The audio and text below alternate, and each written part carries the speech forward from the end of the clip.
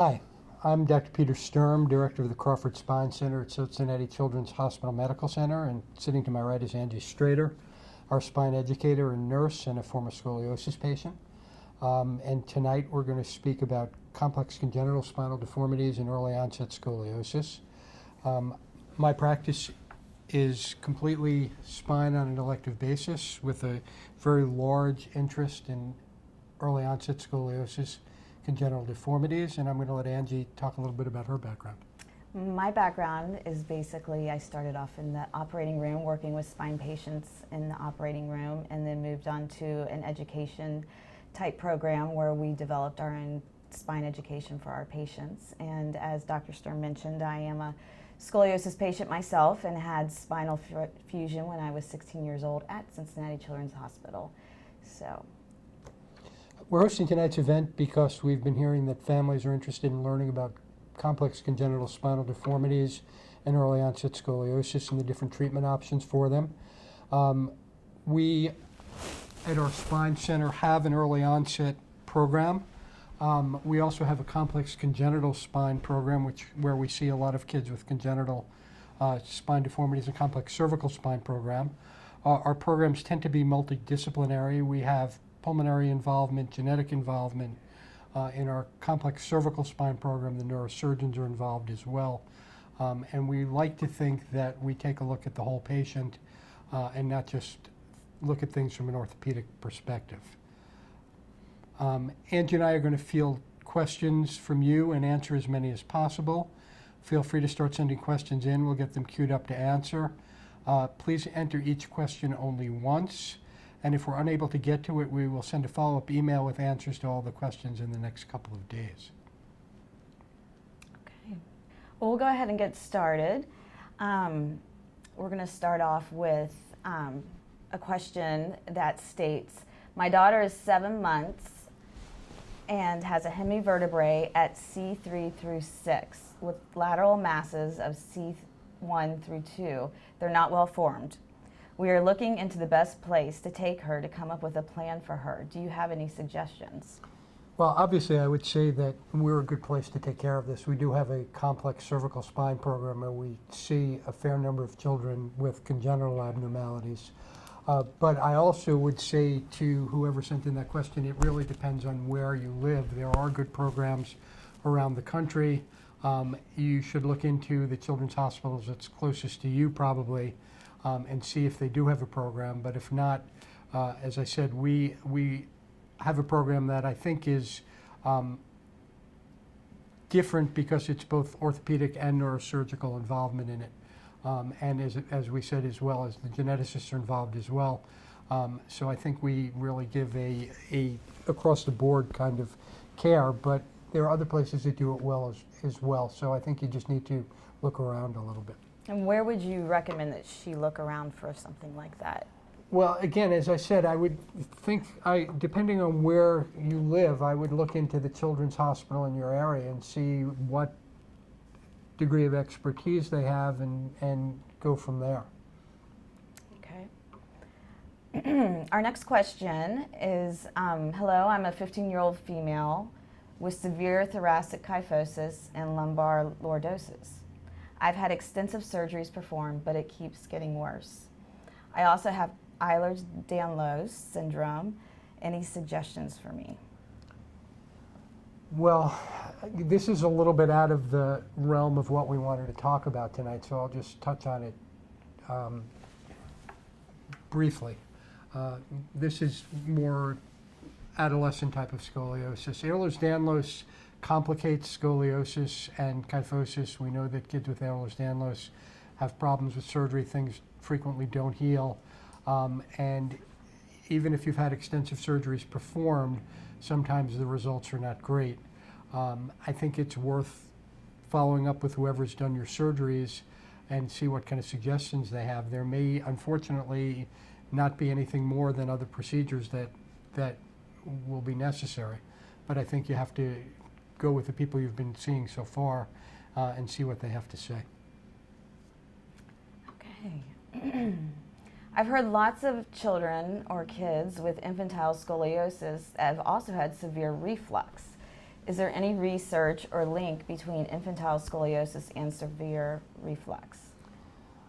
So I think that's an observation a lot of us have made, that kids with, especially with bad early onset scoliosis, tend to have severe reflux. What the correlation is, we're not really sure.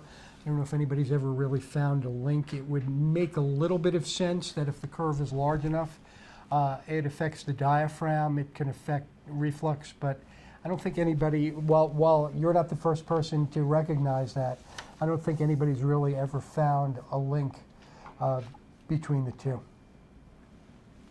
Okay, we have another question from Sarah C., who we talked to earlier about the 7-month-old with a hemivertebrae, and she is asking, they are in Cleveland, and the Cleveland Clinic has referred them to Shriners.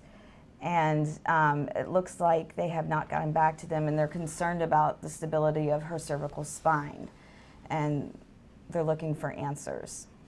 Well, again, without having seen the x-ray, it's very hard for me to comment on stability, but most of these kind of deformities tend not to be unstable in normal conditions, so I don't think you need to worry about stability as far as holding your baby or anything like that, or when your baby gets up and starts walking.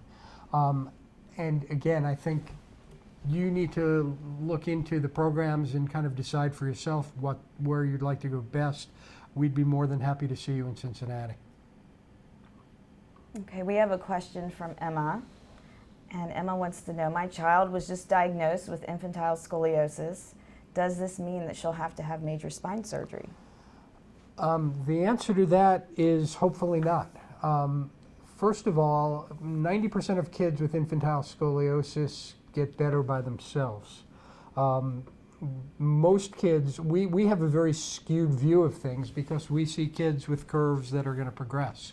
But 90% of kids who have infantile scoliosis, the curve resolves spontaneously just with observation. So there's a very reasonable chance that they won't need any treatment at all. But again, depending on the size of the curve and the other prognostic factors that go towards progression, if the curve is at risk of progression, in this day and age, there are a lot of other treatments before major spine surgery. Metacasting is probably in most people's mind now the first line of treatment for early onset or infantile scoliosis. Results have been good. There are more and more places that are doing it, and I think that hopefully we can avoid or at least put off major spine surgery in most kids with early onset curves that need to be treated. Can you explain a little more, Dr. Sturm, about what the metacasting is and who Dr. Mehta was and how you started getting into that? So Dr. Mehta is an orthopedic surgeon who now is in her 80s, who practiced in England for a long time and had a huge interest in early onset scoliosis, and really thought a lot about the best treatment for it. And she came up with this casting method that's a little different than the old Risser method. The wheel keeps always getting invented, just hopefully with some tweaks that make it better. Risser casting was used for years and years and years for small kids with scoliosis.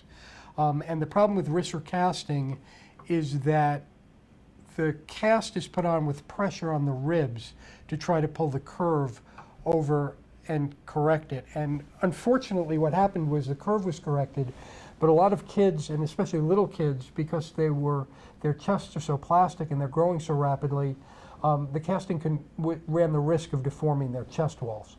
And since all of this really is geared towards improving lung function, having a straighter spine but a deformed chest wall is not necessarily a great outcome. So Dr. Mehta thought long and hard about this and came up with a casting method that depends more on kind of a gentle rotational maneuver. And that seems to not affect the chest wall the way that Risser casting used to. So as I said, there are a number of centers that do a lot of this. We're one of them. And our results really have been very promising. Depending on the age of the child, will depend on how long they're going to be in a cast for. The casts are changed every few months, again, depending on the age of the child. And kids do really, really well with the casts. It really doesn't seem to slow them down very much. And again, our results with controlling and correcting the curve have been great. If anybody wants further information on metacasting, the Crawford Spine Center Facebook page has some videos that talk about metacast care, and it's done by one of our nurses, and it can explain to you kind of what to expect. And there's also a patient story of a little boy named Hector who, and you can see pictures and see Hector running around in the cast and really get a good visualization for what to expect and if you're looking into something like that. And again, you can find that on our Facebook page or on YouTube under Cincinnati Children's. Okay, we're going to move on to, let's see. We're going to go to Connie. Connie runs a group for congenital scoliosis. And the current formula, she's saying, for determining height loss after fusion does not seem to be accurate for early childhood fusions. And then she asks again, is anyone doing research to come up with a more accurate method? So from our standpoint, actually, we think it is really pretty accurate, and that's based on Demiglio's work in France and the amount of growth that each vertebra grows every year until maturity. We know the research that's been done really is looking at the long-term results of early fusions, and again, if it's over a short segment, it probably is not a problem. But we've gotten into all of these other treatment options because the old style fusion, early fusion for curves, we found really led to serious pulmonary problems down the road because the area fused usually in the chest didn't grow anymore. And that really affected the space available for the lung and pulmonary function down the road. And there are a couple of good studies, one out of Dallas, Texas Scottish Rite Hospital, actually one out of Dublin, Ireland, that really have confirmed that. Okay. So this is from Indy. Indy says, I have 7-year-old identical twin boys who are going to come and see us. One boy has a thoracic curve of 36 degrees and a lumbar curve of 22 degrees. The other has a thoracic curve of 18 degrees. Do you ever cast children as old as 7? So the answer is occasionally. But the kids we cast who are that old, usually kids with very, very large stiff curves that we're trying to get more flexible before we do surgery. We don't use it in the same kind of tool as we do in kids with early onset curves. And again, it's because of the amount of growth they have left and also the risk of progression. So I would tell you, just looking at the numbers of your children's curves, that they would not be candidates for casting. It's interesting, though, that twin boys with curves, again, speaks to the genetics of scoliosis in general, which we're starting to find out more and more about. And it's complex, and it seems to be multifactorial, and we're not there yet. But I think within the next 10 years, we'll probably have a better idea about the genetics of scoliosis. One thing we do know is that the genetics of early onset curves seems to be different than the genetics of adolescent curves. Okay, we're going to move on to Angela B. And she would like to know, what are the pros and cons of the different treatment options for early onset scoliosis? Nothing is perfect. And I don't think we have good answers, but we don't have the best answer we're going to have yet, I don't think.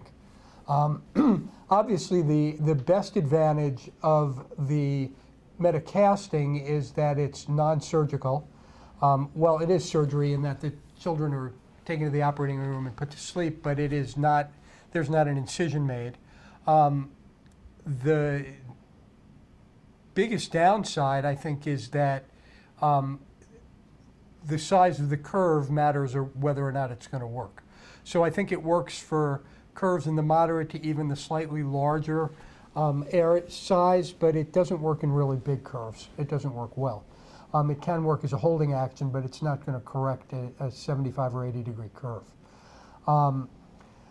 The other treatment options we have really are not really growth modulation, but growing technologies like the Vector or the Schiller technique or growing rods. And all of those involve implantation of instrumentation, not doing fusions, and in the case of vectors and growing rods, multiple surgeries to lengthen the rods. The Schiller technique involves one surgery and then hopefully the possibility of growth along the rod because there's only fusion at the apex, but not fusion at the top and the bottom of the curve. Obviously, there's a downside to multiple surgeries in young children. There's a psychological downside. We worry about infections when we go back multiple times to do surgeries. With the growing rods, we're concerned about spine stiffness over time. With the Vector, we're concerned that it may possibly lead to chest wall stiffness. So I think there are downsides to all of the methods, and that's why I think we don't have the perfect answer yet. There is some movement towards self-lengthening rods. They're available in Europe. They're not available easily in the States because of issues with the FDA. Hopefully we will get to a point where we will be able to do one surgery and then have either the rod grow itself because of the motor or use magnets, which is what most of the rods now that are being used in Europe do, so that we won't have multiple surgeries. I think growth modulation is going to have more and more of a place in the treatment of early onset curves, where we can try to control and use the growth to our advantage. But again, we're not there yet. Dr. Sturm, you've mentioned a stiff curve a couple times now. Can you explain to the audience what a stiff curve is? Well, so there are some curves that are more flexible. So in other words, if we push on the child or put traction and pull longitudinally on the child, the curve is flexible and it corrects well. And then there are other curves, especially congenital curves tend to be like this, that are really very stiff, that the curve is the size it is, and no matter how hard you push or pull, that's close to the size the curve remains. Okay. Okay, so now we're going to go to a question from Aaron. And Aaron poses a really great question here about, can you please explain the difference between 3 different types of scoliosis, because parents need to know. And Aaron, you're right, they do need to know. So we're going to start off, just to break it off, with progressive infantile scoliosis, which we've kind of gone over a little, but if you can just kind of segment that, and then we'll go into congenital scoliosis, what the difference is, and then what adolescent idiopathic scoliosis is. So we talk about idiopathic scoliosis is scoliosis in kids who have no other issues that contribute to the curve. So they don't have a medical syndrome, they're otherwise healthy. They may have diabetes, but diabetes has nothing to do with the curve. I mean, they are otherwise, for the most part, healthy kids who have scoliosis, and we don't understand why they have scoliosis. And within that group, we talk about infantile curves, which are kids under 3, juvenile curves, which are kids from 3 to 10, and then adolescent curves, which are kids over 10. We've started to break it out more now into early onset. When I mention the word early onset, we tend to talk about kids whose curves appear at around age 7 or 8 or younger, and then the later onset curves, and then into the adolescent curves in kids over 10. Adolescent idiopathic scoliosis is far and away the most common form of scoliosis. 2 in 100 kids have it. Most kids don't get worse and require treatment. Those are the kids that get screened for school as they get older. So progressive infantile scoliosis, again, when we talk about infantile curves, those are kids under 3. And as I said, 90% of infantile curves, truly idiopathic infantile curves, are not progressive, but progressive are the ones that we know based on the size of the curve to start with. So if the curve's over 30 degrees and Meta's angle, which is the rib vertebral angle that Dr. Meta described, if that's over 20 degrees, those are curves we worry about being potentially progressive, and they fall into that group. Congenital scoliosis are curves that are based, that kids are actually, they may not be born with the curve, but they're born with the thing that generates the curve.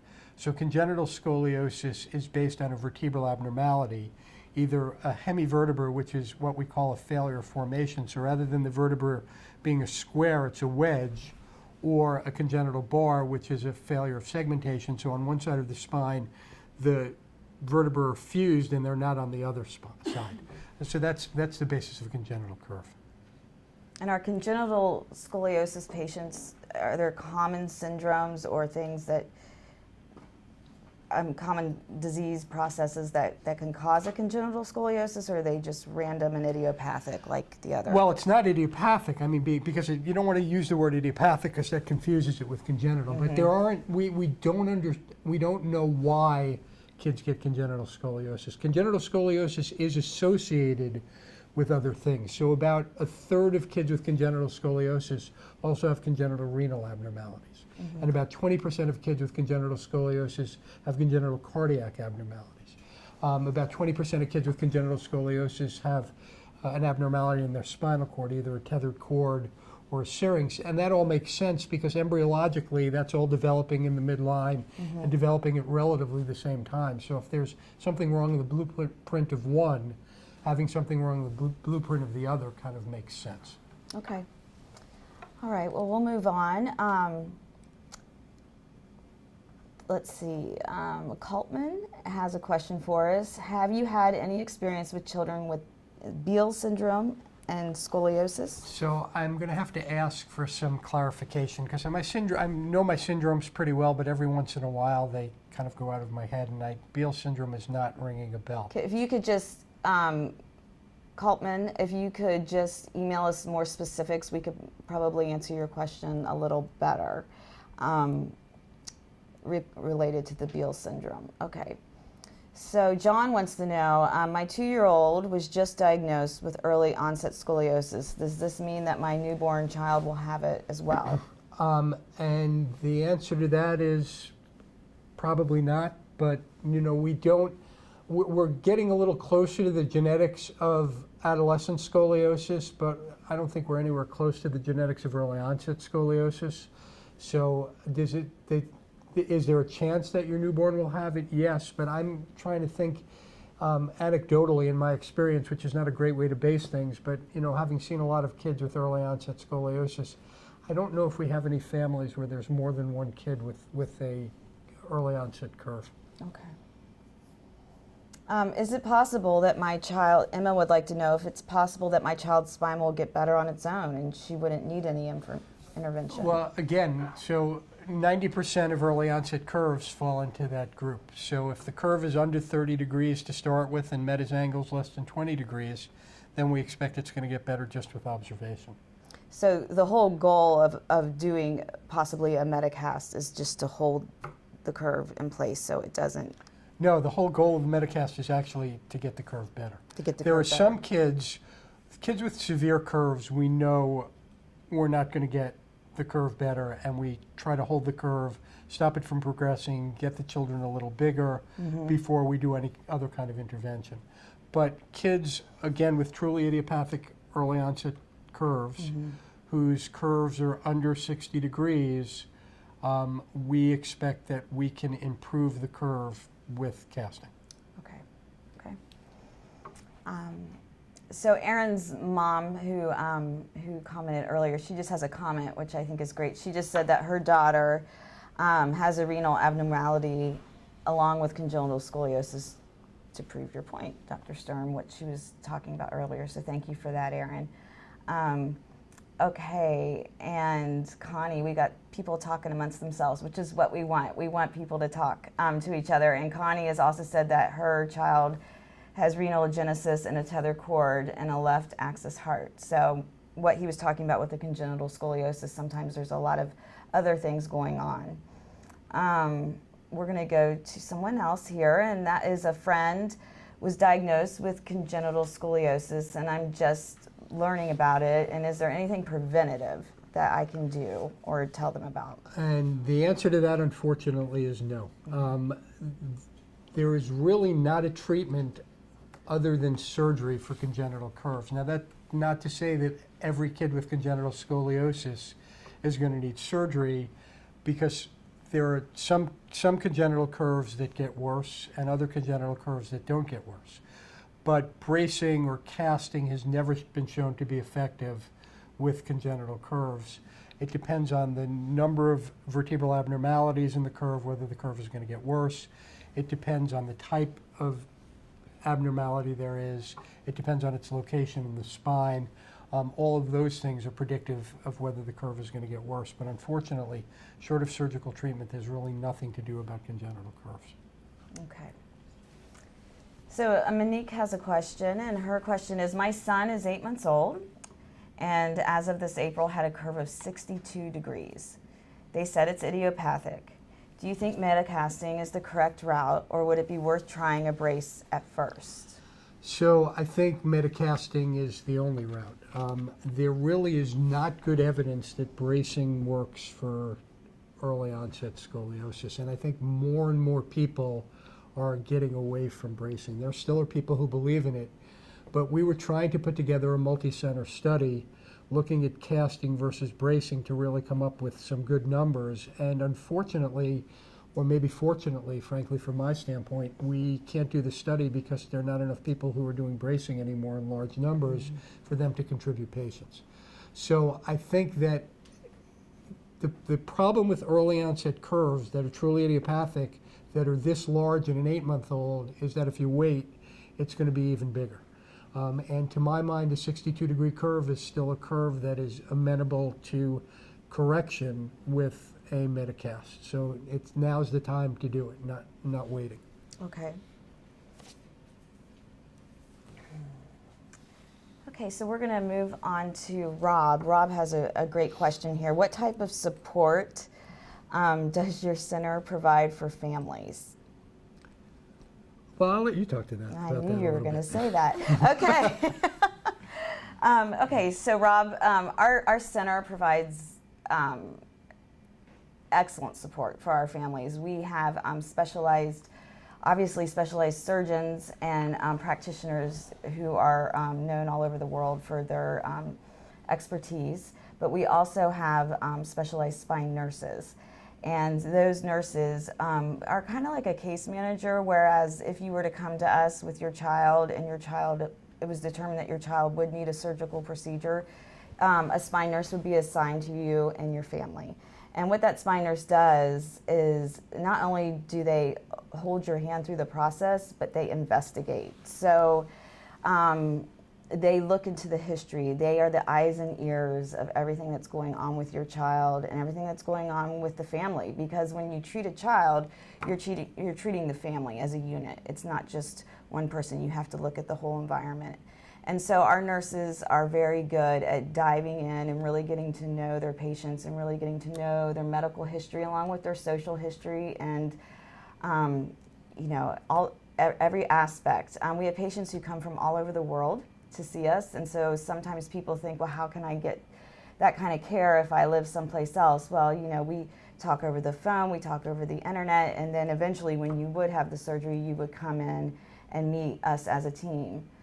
We also are unique in the sense that twice a month we have what we call a spine center meeting, which is a multidisciplinary group of practitioners and healthcare providers. And by multidisciplinary, I mean it's not just a group of doctors sitting together discussing a patient. The room is filled with research people, it's filled with nurses, it's filled with doctors, but not just spine doctors. It's filled with anesthesiologists, pulmonologists, neurologists. We have people from pulmonary doctors from all over because we look at the child as a whole. And what we do is we will discuss the best route for that particular child. So we look at each child as an individual. We also provide excellent online education materials. And we have new videos that are out that you can watch, and we have referrals that we can give as far as talking to another family, possibly, that might help you connect. So honestly, I think at Cincinnati Children's we do an incredible job of really supporting families, and because we understand that this is a huge undertaking. And honestly, we don't want to operate on your child until you understand the process and you are there to support your child. So we firmly believe that you have to buy in to the process.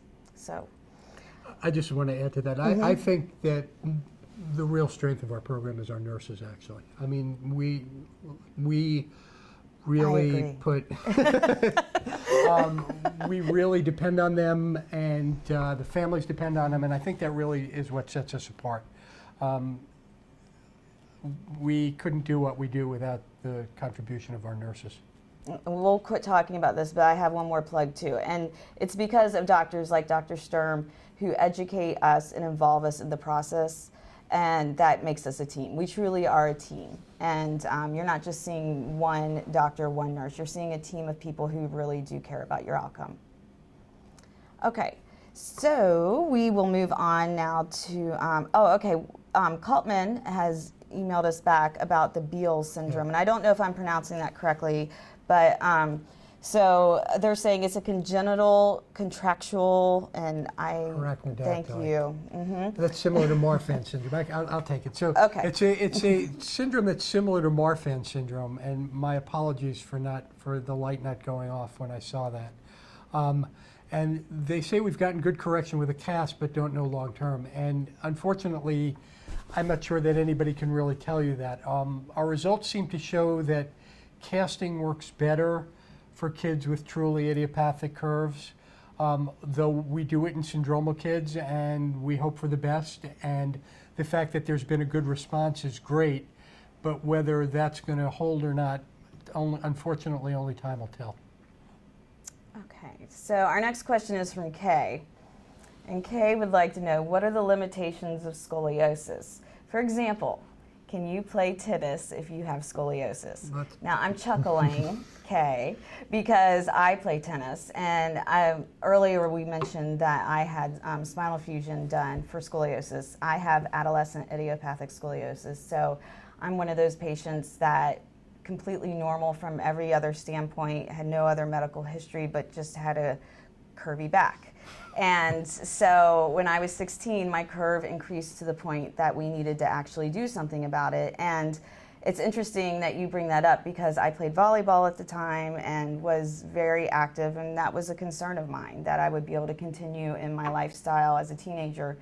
And I'm happy to say that I play tennis 2 to 3 times a week, and I can hit the ball as good as my teammates. So anyway, I think it's very good to stay active, and if you do have to have a surgical procedure, it does not mean that your life is over as far as athletics. In fact, I always encourage patients to stay active as possible. And I think from our standpoint, we really want children to have as normal a life as possible who have scoliosis. So certainly in kids who have not had surgery, there are no restrictions because of the curve. And even after surgery, the restrictions are really relatively minimal. Okay, so Angela B. has another question. What is the typical treatment after metacasting? So after the child's gone through metacasting and has reached 0 or a degree of curvature that we feel is appropriate for a child under 2, what do you do next? So everybody does it a little bit differently, but if the casting has worked and the kids are under 2 or 3, we switch to a brace, and everyone does a little differently, the amount of time in the brace and whether it's full-time or just nighttime wear and when they switch out, but it's usually for about a year or so afterwards. And then if at that point there's no curve, then they come out of the brace completely. Okay. And what type of brace do you use for those patients? And well, again, it depends. If there's really no residual curve at all, we use they're all hard plastic braces, but we basically use a brace that just maintains the spine straight. If there's still a little bit of a curve, we use a brace that gives a little more correction, so that has pads in it that push on the curve a little bit. Okay. So this next question is from Kimberly, and Kimberly wants to know, are there limitations to exercise or a specific type of exercise that would be best for children with scoliosis? So again, there's really kids with curves who haven't had surgery, there's really no limitations at all. Mm-hmm. And as far as any exercise that's best, it's interesting. In Eastern Europe, they used to, for kids with adolescent scoliosis, they used to have schools that they put kids in on exercise programs. And no one ever showed, unfortunately, that, or maybe fortunately, because putting your kid away in a school with exercise just for your scoliosis, I'm not sure how fair that is. Yeah, But it's, no one's ever shown that it's really effective. So I don't think there really are specific exercises that help with the scoliosis at all. okay. So I just have to give a little plug here, Aaron. A little shout out. Yeah, I'm going to do a shout out to my friend here. Aaron's daughter has been a patient of ours, and she just sent out a little shout out to Maureen, who's one of our spine nurses, Maureen Grady. And she says, I can totally vouch for the spine nurses. My daughter's nurse, Maureen, is fabulous. And yes, my daughter is a patient at the Crawford Spine Center and has been for 7 years. And actually, if you get on our Facebook page, just today we were able to post a story about her daughter and how she's being noted in the Curvy Girls, which is a scoliosis support club. She's the girl of the month. So get on there and read about that. So John would like to know that my son's spine curves to the left. Is that abnormal? If so, what would be the indication of this? So that really depends on the age of the child. So in infantile curves, it's actually more common to have left-sided curves. In adolescent curves, left-sided curves can be associated with something going on inside the spinal cord, like a syrinx or a tethered cord. But if we're talking about infantile curves, left-sided curves are actually more common. And again, we don't understand that at all. Okay, can you tell the audience what a syrinx is? So I've mentioned the word syrinx a few times. A syrinx is a cyst within the spinal cord, a fluid-filled cyst within the spinal cord, and it can be associated. It can be just there by itself, or it can be associated with other malformations. And it depends whether or not it needs to be treated, and our neurosurgical colleagues take care of those. Okay, what about a tethered cord? A tethered cord is a fibrous connection or fatty connection at the end of the spinal cord that holds it down to the spine, so that as you grow, your spine grows more quickly than your spinal cord does and tends to grow away from your spinal cord. And if there's a tether there, it holds the spine down and it can put pressure on the spinal cord. Okay. So Tina would like to know, she has a son who is 6 years old and is currently in a brace. His rib hump appears to be getting smaller, but his chest seems to be more prominent. Is it possible his curve is rotating while in the brace?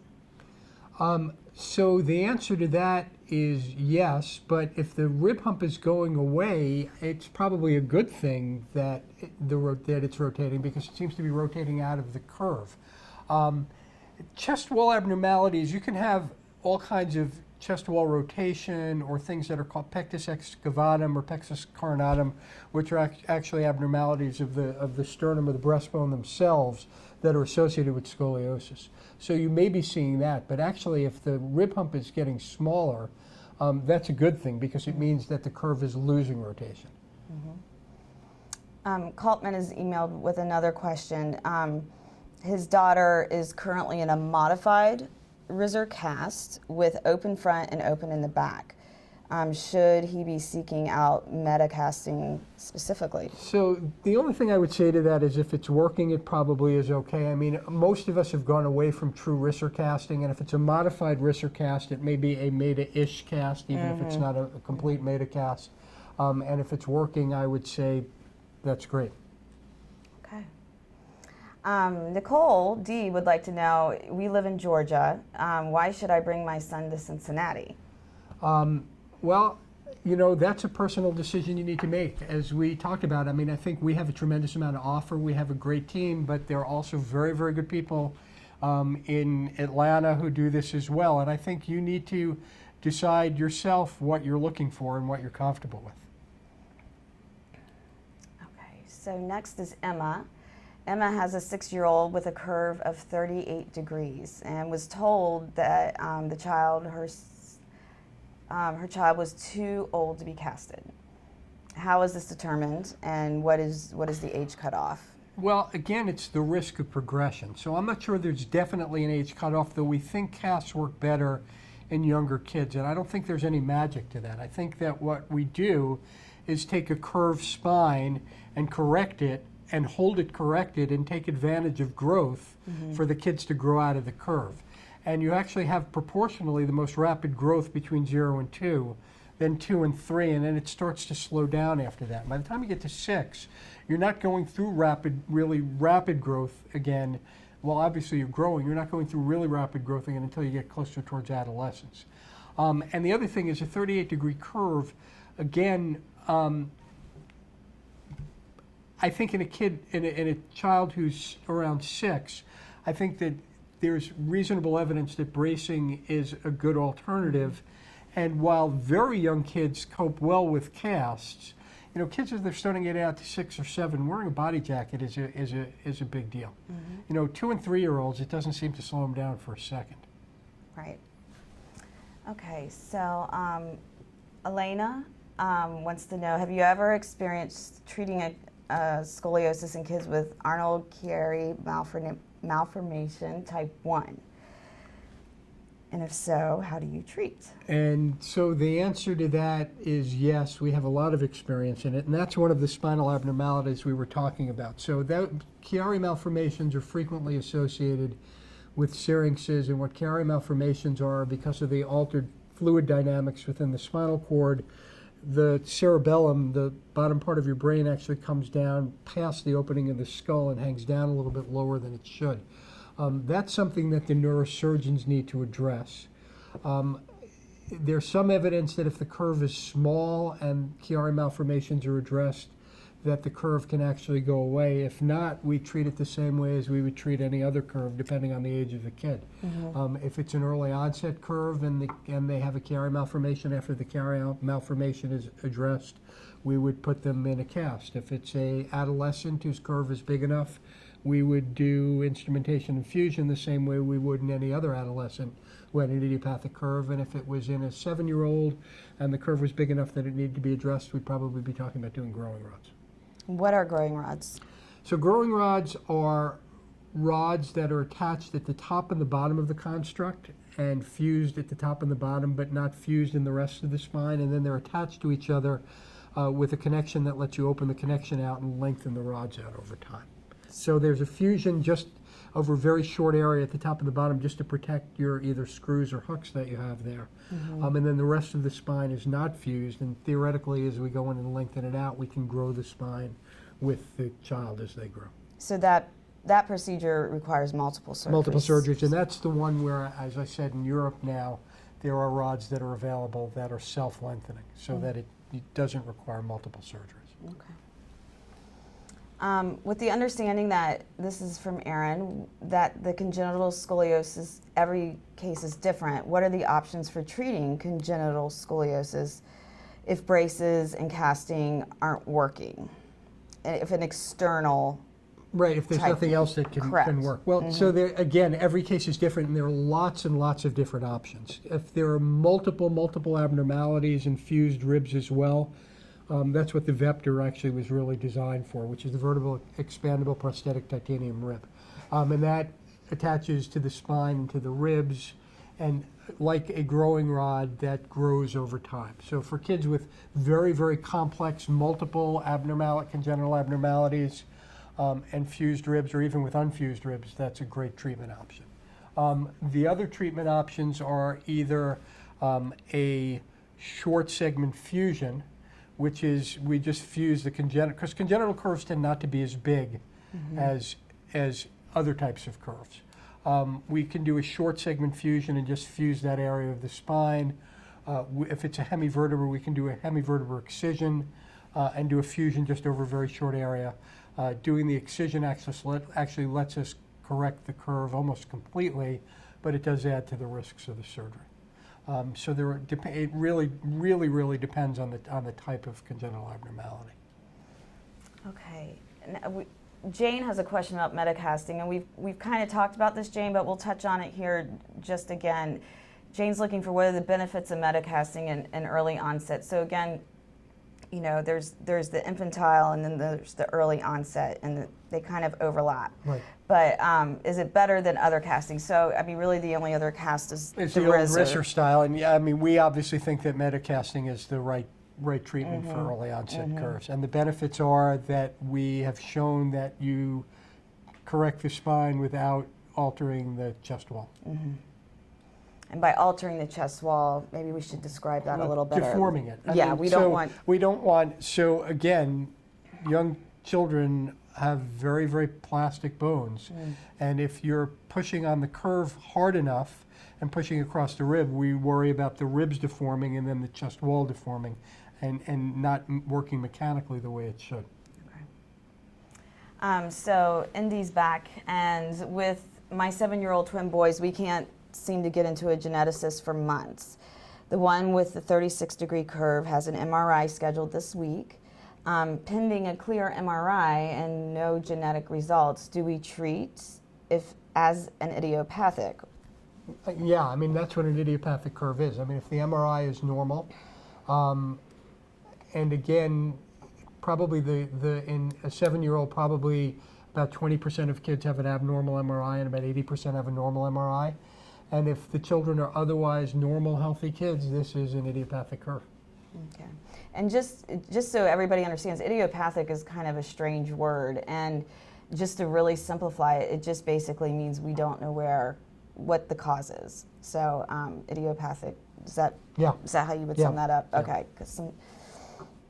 Okay, so Connie, my son is 6 years, so Connie's son has had posterior spinal fusion. So it's been 6 years, and it's from T11, the thoracic T11 down to the pelvis. Is there still a danger of damage to the spine above the fusion from too much motion? There's not a danger of damage. I mean, we do worry about the motion segments above fused segments because there is probably more motion there than normal. But I don't think there's really a risk of damage per se. Okay. Alana wants to know, is there any way to get around the Ehlers-Danlos weakening a spinal fusion? It's not really that Ehlers-Danlos kids and Ehlers-Danlos adults fusions are weaker. It's just for some reason they tend not to fuse as well, and we're not sure why. And I mean, there are things you can add to fusions that hopefully help the chance of a fusion taking. But that's really about all you can do. Okay. So we have a little pause right here. If there's anybody else out there that has any questions, please enter them now. We're about 10 minutes from closing time. So if there's any other questions, we'd love to hear those. We can wait for just a few minutes and then we'll just go ahead and close down our session for tonight.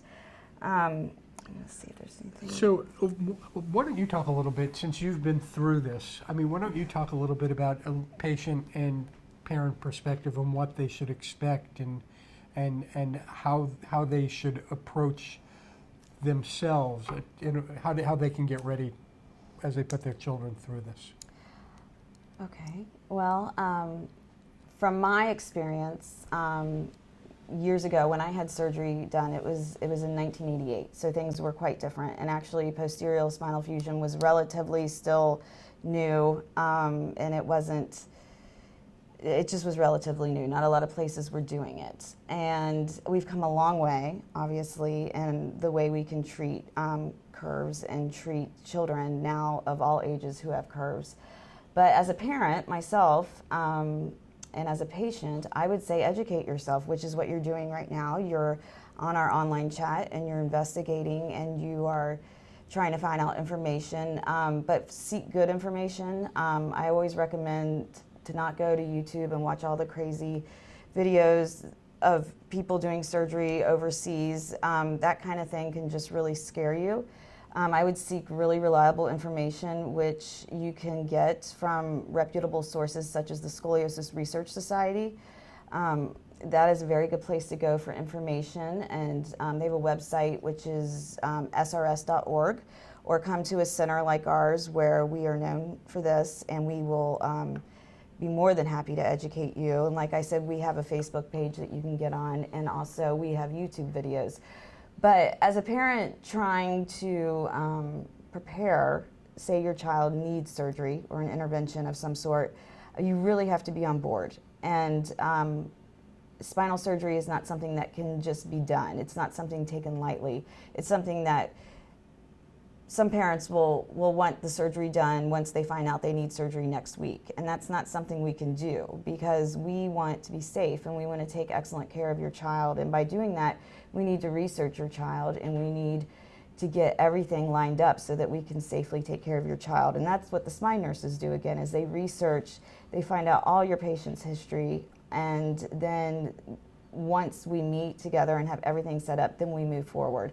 This is not something to be rushed into, but if you need it, it is an excellent outcome. I am very, very glad that I had spinal surgery done. If I did not, I would be deformed looking right now. I would have a big hump on my back and my waist would be sideways.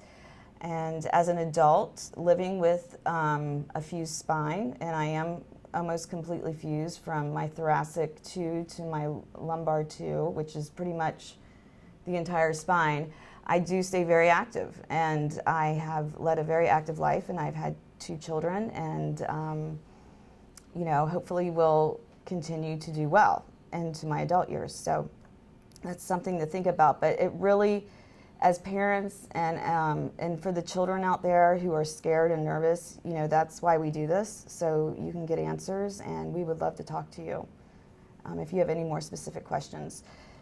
So it doesn't look like we have, it doesn't look like we have any more questions, but I would just encourage people,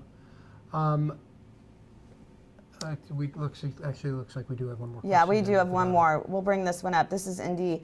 And a 7-year-old child with a 36-degree curve, is it feasible to control the curve with a brace through adolescence, or are we more than likely looking at surgery down the road? So it's feasible to try to control the curve. The statistics on bracing, unfortunately, in kids with juvenile scoliosis, which is what we're talking about in a 7-year-old, are not as good as in adolescents. So the risk of the curve progressing despite the brace is higher, but there's still plenty of kids who go into braces at age 7 who end up not needing surgery. Okay. We have another one about a cast. Okay. Yeah. If my child's cast completely covers up the rib cage area, only showing the tummy, would I be concerned about rib deformities, kind of what we were talking about earlier? No, I mean, everybody does the cutouts a little bit differently to cut the stomach out, and it's actually the pressure on the ribs from the correction, not from the cast, that we worry about deforming things. So that may not necessarily be a problem.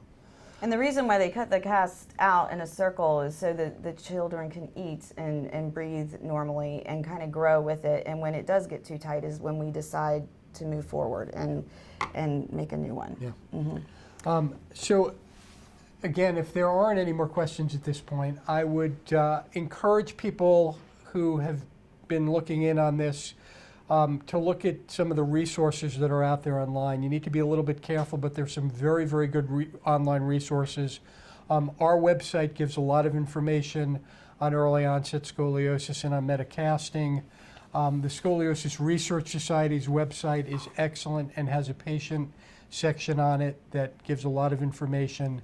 The National Scoliosis Foundation and the Scoliosis Association are both patient and parent support groups that have a lot of information. ISOP is the Early Onset Scoliosis Support Group, and their website is excellent and gives a lot of information as well. So I'd be a little bit careful with what you look at out there, but there are some really, really good resources to look at. And we'd just like to thank everybody who's joined us tonight. And I'm just going to end with giving you a phone number that you can call if you want to talk to our spine team. And that is area code 513-803-2750. So again, that's area code 513-803-2750. And that is our spine line, and we would be more than happy to answer any of your questions. And if you want to email us, you can email us at crawfordspinecenter@cchmc.org. If you have any additional questions, and one of our spine nurses will get back to you within a couple of days. Thank you so much.